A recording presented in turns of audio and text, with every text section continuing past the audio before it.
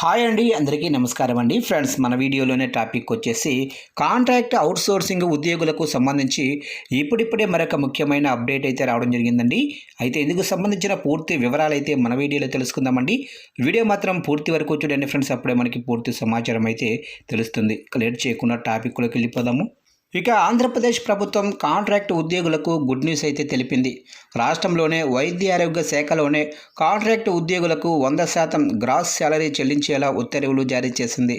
దీంతో ప్రతి ఉద్యోగికి సగటున నెలకు సుమారు 10,000 అదనంగా వేతనం అందనుంది.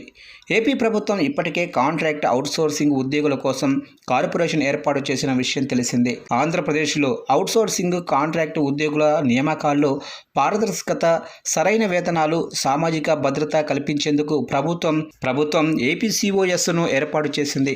ఈ కార్పొరేషన్ ద్వారా ఏజెన్సీల ప్రమేయం లేకుండా నేరుగా ఉద్యోగులకు వేతనాలు అందుతాయి.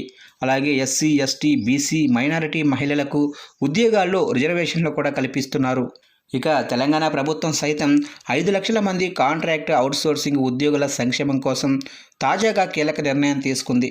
ఏప్రిల్ నుంచి వారి జీతాలను మధ్యవర్తులు, ఏజెన్సీల ప్రమేయం లేకుండా నేరుగా వారి బ్యాంకు ఖాతాల్లోనే జమ చేయాలని ఆర్థిక శాఖ నిర్ణయించింది. ప్రస్తుతం ప్రభుత్వ ఉద్యోగులకు వాడుతున్న ఐఎఫ్ఎంఐఎస్ విధానం లేదా ప్రత్యేక పోర్టల్ ద్వారా ఈ చెల్లింపులు జరగనున్నాయి. దీనివల్ల ఏజెన్సీలు చేసే జీతాల కోతలకు, పీఎఫ్, ఈఎస్ఐ నిధుల మళ్లింపునకు అడ్డుకట్టపడనుంది. ఆధార్ అనుసంధానం ద్వారా బినామీలను ఏరివేసి పారదర్శకత పెంచడమే లక్ష్యంగా ఈ మార్పులు చేపడుతున్నారు.